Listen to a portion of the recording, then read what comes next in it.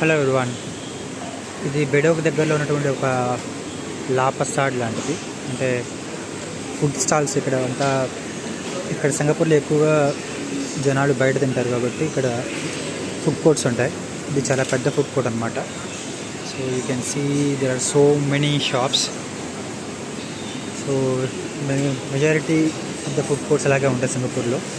You can see so many types of stalls like Chinese, Japanese, Indian also will be there.